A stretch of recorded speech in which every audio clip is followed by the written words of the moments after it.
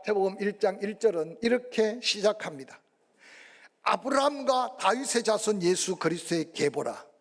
선포하듯이 하나님이 세상을 이처럼 사랑하사 보내실 예수 그리스도가 어떻게 태어나게 되는지 족보부터 먼저 증거하고 있습니다.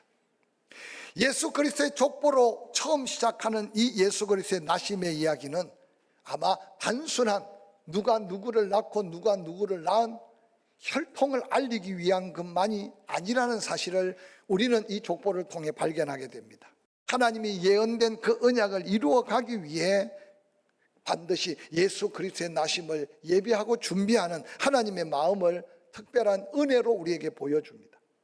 특별히 이 족보를 통해서 보여주고 있는 것은 여호와 하나님의 예언된 언약은 반드시 이루어진다는 것과 하나님이 그 예언한 언약을 이루어감에 있어서 누가 누구를 낳고 누가 누구를 낳고 인간의 어떤 낳고 낳음으로 끝나는 게 아니라 그 속에는 누구에게서 누구를 낳게 하는 특별한 어떤 하나님의 역사, 비정상적 하나님의 섭리를 통해 하나님이 뭔가 끝까지 그 자비와 긍휼을 변치 않으시고 예수 그리스도의 탄생을 이어가는 역사를 보게 합니다. 먼저 첫 번째 등장하는 에게스의 주인공은 마태복음 1장 3절에 다말 에게서라고 하는 다말이라는 한 여인을 소개합니다.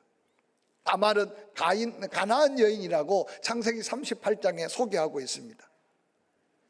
유다의 장자 엘의 며느리로서 처음 유다의 가문에 발을 딛게 됩니다.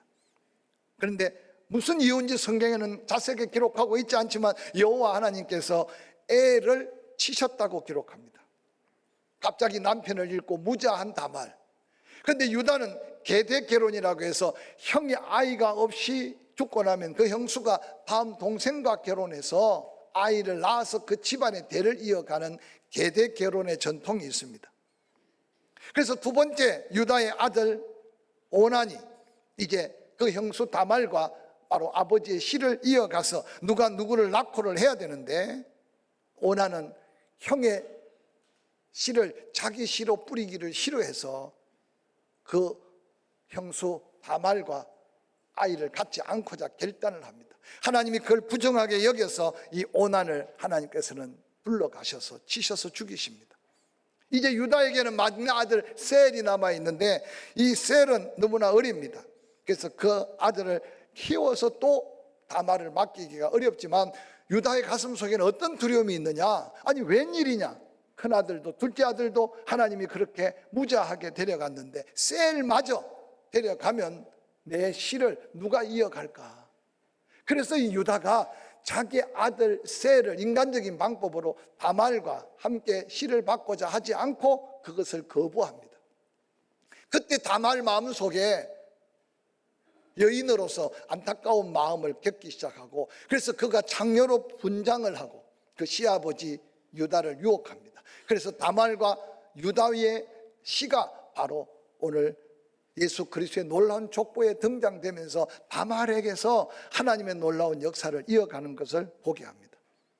여러 가지 해석을 할 수 있겠지만 인간적인 생각 속에 하나님의 특별한 섭리 속에 붙들린 유다, 하나님의 뜻을 찾지 않고 자기 인간적 생각으로 셀을 아꼈던 이 유다를 다말을 통해서 하나님은 새로운 계보를 만들어가고 있습니다. 또 이어지는 두 번째 에게스의 여인은 라합입니다. 마태복음 1장 5절에 라합은 이방 여인입니다. 그는 장녀라고 소개합니다. 기생이라고 소개합니다. 그런데 그가 자신의 목숨을 걸고 여호수아가 보낸 이스라엘 두 정탐꾼을 살려줌으로 그의 가정과 가문이 구원받는 역사를 보게 합니다. 하나님은 놀랍게도 이방 여인 라합에게서 또 다른 하나님의 역사를 이루어가는 것은 오늘 이 땅에 사는 많은 사람들에게 또 다른 하나님의 사랑과 긍휼을 보여주고 있는 것입니다. 세 번째 등장하는 여인은 마태복음 1장 5절 마지막에 룻에게서라는 하나님의 말씀입니다. 모압 여인 룻은 시아버지 죽고 남편이 잃고 그러나 시어머니를 통해 하나님을 만나고 난 다음 그 시어머니의 하나님이 나의 하나님이라고 고백하고 엄청난 박해, 고통이 심할 것 같은 가나안 땅으로 따라 났습니다. 그런데 이 보아스는 하나님이 그에게 은혜를 베풀어서 바로 대를 이어갈 룻에게 보아스를 만나게 하여 이제 다윗의 가문의 날 예수 그리스도를 준비하시는 하나님의 섭리를 보게 합니다. 네 번째 등장하는 여인은 마태복음 1장 6절에 그 이름은 마태복음에 기록되어 있지 않습니다. 바로 우리아의 아내, 즉 바세바가 등장하는 또 다른 여인입니다. 다윗이 범죄하여 낳은 아들은 7일 만에 엄청난 고통 속에 죽어갔고 그 우리아의 아내 바세바를 통해 솔로몬을 다시 낳게 하셨는데, 놀랍게도 다윗에게 수많은 아들이 있었고 수많은 여인이 있었지만 그런 죄악 속에 회개한 우리아의 아내 바세바를 통해서 놀랍게 예수 그리스도를 잉태할 족보를 만들어 가시는 하나님의 놀라운 사랑의 은혜를 발견하게 됩니다. 마지막 다섯째 등장하는 여인이 마리아입니다. 마태복음 1장 16절에 처녀의 몸으로 아이를 잉태하는 희생을 묵묵히 감당했던 여인, 그래서 그의 태를 빌려 예수 그리스도를 출생하게 하는 역사는 우리가 이 땅에 수많은 인생들이 오고 가는 역사 속에 하나님의 놀라운 섭리 속에 잉태와 탄생의 역사를 우리에게 보여주고 있습니다. 이 세상에 얼마나 많은 사람들이 출생합니까? 그러나 그 출생 또한 다양합니다. 모양이 다릅니다. 모습도 다릅니다. 장소도 다릅니다. 시간도 다릅니다. 그런데 이 땅에 태어난 수많은 사람들의 출생의 그 다양함 속에 통일되는 한 가지가 있는데, 그것은 바로 모두 다 아버지와 엄마가 있다는 사실입니다. 즉 혈통적 출생이 이 땅의 모든 인류의 출생에 통일된 모습입니다. 신구약 성경에서도 하나님의 특별한 예언, 하나님의 특별한 사명으로 출생하는 위대한 주의 종들도 있습니다. 그런데 그들 또한 다 부모의 혈통적 관계 속에서 이 세상에 태어난 것을 볼 수 있습니다. 선민으로 부름받은 아브라함도 마찬가지입니다. 그의 아들 이삭도, 모세도, 엘리야도, 삼손도, 성경에 소개된 수많은 위대한 하나님의 일꾼들도 다 아버지와 어머니의 태를 빌려 그 혈통으로 출생하는 것을 알 수 있습니다. 그런데 오늘 놀라운 것은 이런 보편적이고 통일된 출생이 아니라 신비한 방법으로 출생한 분이 바로 예언된 약속대로 오신 예수 그리스도, 즉 성탄으로 오신 신비한 탄생이라는 사실을 성경은 우리에게 증거해 주고 있습니다. 전능하신 하나님은 특별한 은혜로 에게서라는 놀라운 은혜를 통해 좌절과 절망, 죄로 인해 죽을 수밖에 없는 인간을 구원하시고자 하나님은 특단의 비상조치를 내리듯이 놀라운 하나님의 구원의 역사를 이루어가는 역사가 예수 그리스도의 탄생을 예고해 주고 있는 놀라운 성경의 역사요, 예수 그리스도를 통해서 발견할 수 있는 놀라운 신비한 역사임을 기억하시기 바랍니다. 이 놀라운 하나님의 예언, 놀라운 약속을 이루기 위해 예수 그리스도께서는 성령으로 처녀의 몸에 잉태되어 낳은 아들입니다. 그 족보가 하늘에 있는 자가 땅에서 출생합니다. 만인의 죄를 대속하기 위해 십자가에 죽으러 오신 분이 성탄으로 오신 예수 그리스도이십니다. 그러므로 성탄으로 오신 예수 그리스도의 나심은 우리들의 구주가 되시는 예수 그리스도로 큰 신비 속에 그 탄생, 그 놀라운 출생을 통해 하나님이 이 세상을 사랑한 그 사랑의 크기와 우리가 받은 은혜를 다시 한번 경험해 가면서 이번 성탄은 특별한 메리 크리스마스, 정말 감격과 기쁨, 그 은혜로 하나님께 영광을 돌리는 하나님이 최고 기뻐하실 성탄절을 맞이하고 준비하기를 주의 이름으로 간절히 축원합니다. 그럼 오늘 본문을 통해 성탄 신비로운 탄생의 비밀은 어디 있을까요? 마태복음 1장 18절과 20절은 이렇게 기록합니다. 예수 그리스도의 나심은 이러하니라. 그의 어머니 마리아가 요셉과 약혼하고 동거하기 전에 성령으로 잉태된 것이 나타났더니, 20절에 그에게 잉태된 자는 성령으로 된 것이라고 말씀하셨습니다. 이 땅에 그 누구도 아버지 없이 어머니 혼자 아이를 낳을 수 없다는 것은 진리입니다. 그런데 놀랍게도 성경의 역사 속에 첫째 아담, 하나님의 형상대로 하나님이 손수 흙으로 빚으시고 하나님의 생명의 호흡을 그 코에 불어넣어 만드신 첫째 아담의 인간의 창조 섭리도 전적인 하나님의 역사였습니다. 훗날 둘째 아담이라고 하는 예수 그리스도의 탄생도 직접 손으로 빚으시지 않지만 성령을 통해서 하나님은 자기의 형상을 눈에 보이지 않는 말씀이 육신되어 이 땅에 오게 하신 예수 그리스도의 탄생 또한 하나님의 완벽한 직접적 섭리요 하나님의 절대적 권능으로 이 땅에 보내주신 예수 그리스도임을 기억하시기를 주의 이름으로 간절히 축원합니다. 이사야를 통해서 이렇게 예언하셨습니다. 이사야서 7장 14절, 주께서 친히 징조를 너희에게 주실 것이다. 보라, 처녀가 잉태하여 아들을 낳을 것이요 그 이름을 임마누엘이라고 하리라고 말씀하셨습니다. 약속하신 메시아, 그가 올 징조는 처녀의 몸에서 아들을 낳게 될 텐데 그 이름은 바로 임마누엘이라고 이름까지 지어줬습니다. 뿐만 아니라 이사야 9장 6절은 이렇게 선포합니다. 한 아이가 우리에게 난다. 한 아들을 우리에게 주신다. 그의 어깨는 정사가 매였고 그의 이름은 기묘자, 모사, 전능하신 하나님이라, 영존하시는 아버지라, 평강의 왕이라고 불리어질 것이라고 선포했습니다. 사랑하는 성도 여러분, 신비롭게 성탄으로 오신 예수 그리스도께서 바로 우리의 주가 되신다는 사실은 얼마나 놀랍고 얼마나 큰 은혜인지 모릅니다.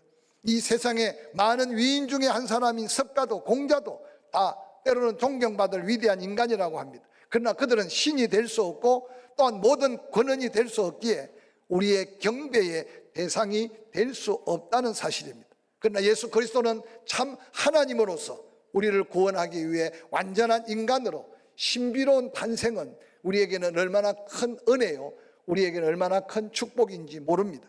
그러므로 예수 그리스도의 탄생의 신비로움이 이 성탄에 감춘 새로운 감격을 경험해 가면서 메리 크리스마스라고 외칠 때마다 나를 위해, 우리를 위해 이 신비롭게 탄생하신 예수 그리스도, 그 안에 하나님의 자비가, 하나님의 긍휼이, 하나님의 은혜가 충만함을 깨닫고 외치는 메리 크리스마스가 복음이 되고 우리 안에 더한 감격과 기쁨이 되기를 주의 이름으로 간절히 축원합니다.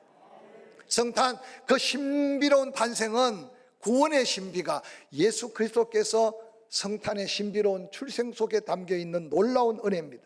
이 땅을 살아가는 모든 사람들 죄인인 줄 모르고 죄인으로 살아간다고 말합니다.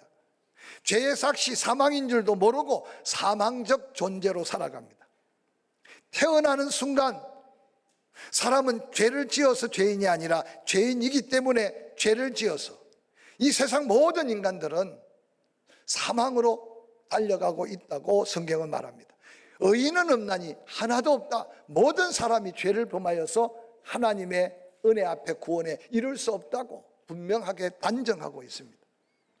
그런 인간들을 구원하기 위해 성탄의 신비로운 탄생으로 메시아, 약속된 그리스도는 이 땅에 오셨습니다. 마태복음 1장 21절은 이렇게 기록하고 있습니다. 아들을 낳으리니 그 이름을 예수라 하라. 이는 그가 자기 백성을 그들의 죄에서 구원할 자이심이라고 말씀합니다. 천사가 와서 마리아에게 똑똑하게 증거해 준 이 메시지는 신비로운 탄생으로 오신 예수 그리스도께서 얼마나 놀라운 우리에게 은혜를 베풀 이름인지 모릅니다. 예수, 네가 아들을 낳을 거다. 이름을 예수라고 해라. 그가 자기 백성을 그들의 죄에서 구원할 자다. 예수 그리스도께서 난 지 8일 만에 할례를 받고 성전에 올라갑니다. 시몬이 아이를 안고 하나님을 찬송합니다. 누가복음 2장 28절에 이렇게 찬송하고 있습니다. 주제여, 이제는 말씀하신 대로 종을 평안히 놓아주시는도다. 내 눈이 주의 구원을 보았사오니 이는 만민 앞에 예비한 것이요 이방을 비추는 빛이요 주의 백성 이스라엘의 영광이니이다 하니 그 부모가 그에 대한 말을 놀랍게 여기더라.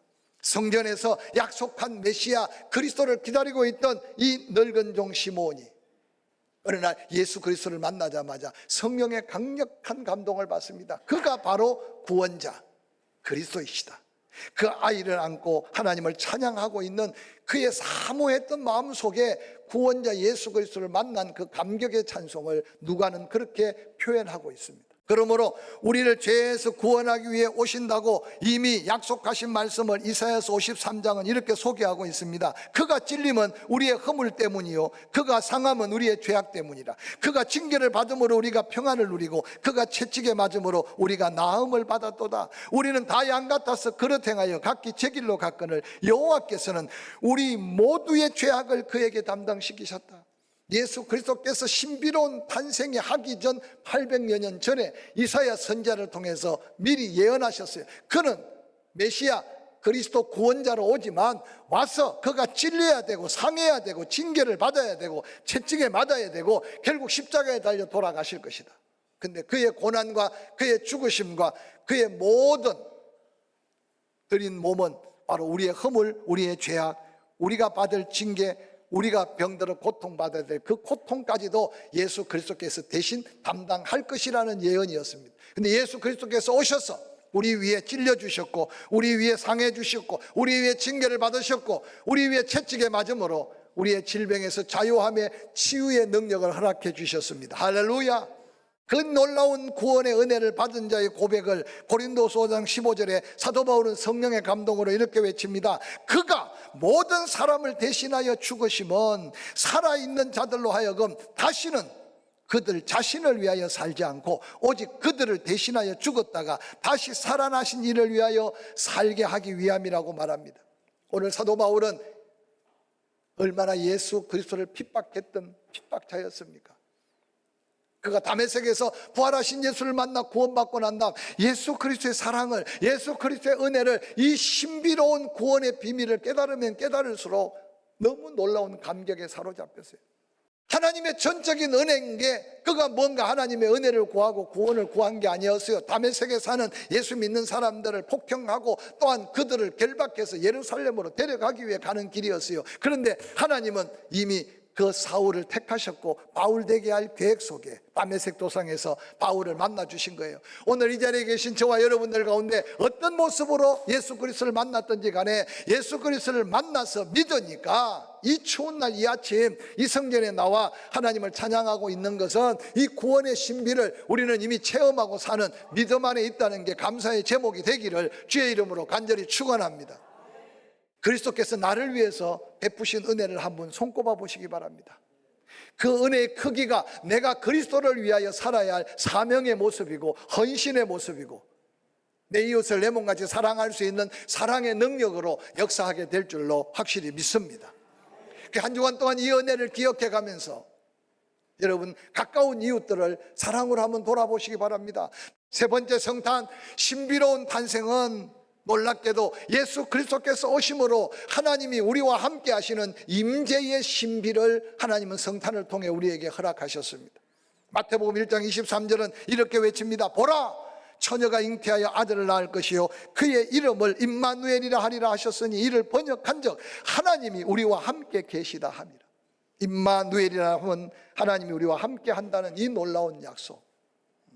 성탄으로 오신 예수 그리스도는 하나님 우리와 함께함의 증거입니다. 그래서 예수 그리스도가 우리 안에 내주하고 계신다는 것이 얼마나 큰 축복인지 모릅니다.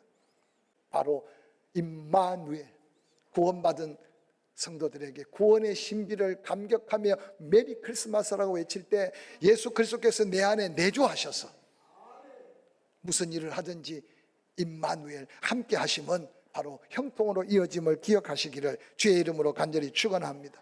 저는 이 함께 하심의 형통함을 창세기 39장 요셉의 생애를 통해 너무나 감격 속에 늘 경험합니다. 요셉이 꿈을 꿨습니다. 그 꿈 때문에 형들과 가정에 얼마나 문제가 야기됩니까? 또한 요셉은 그 꿈을 꿨지만 그 꿈의 결말을 요셉은 알지 못했습니다. 그런데 놀라운 것은 요셉의 생애를 가만히 묵상해 보면 그 꿈만 생각하고 하나님만 바라보면 요셉의 마음속에 왠지 이기게 하고 견디게 하고 참게 하고 기다리게 하고 요셉의 생애가 끝난 후에 성령께서 모세를 감동하여 요셉의 생애를 기록할 때 성경은 그렇게 기록합니다. 형들에게 죽일 뻔당해도 형통했다. 팔려가서 돌아올 수 없는 먼 길을 팔려가도 형통했다. 인간적으로 건면하고 성실하게 그렇게 충성성에 일했는데도 모함당하고 배신당해도 형통했다. 그 감옥에 갇히면 살아나올 가능성이 없는 감옥인데도 감옥 안에서도 형통했다. 세상 사람들이 볼 때는 형통이 아니라 불통 중에 불통이고 절망 중에 절망이에요. 그런데 놀랍게도 그게 그렇게 기록했어요. 여호와께서 요셉과 함께 하심으로 형통했다. 여러분 임마누엘의 신비로운 탄생으로 오는 이 축복을 이번 성탄절에 지나온 임마누엘 함께 하심을 깨닫고 감사하되 지금도 염려하고 걱정하고 두려워하는 일들 주께 맡겨버리고 다가올 내 생에 남은 생에도 임마누엘 할렐루야 이 놀라운 신비로운 믿음의 비밀 속에 이 은혜를 사모하면서 이번 성탄절을 메리 크리스마스로 외치고 메리 크리스마스로 맞이하는 복된 성탄절이 될 수 있기를 주의 이름으로 간절히 축원합니다. 축원합니다.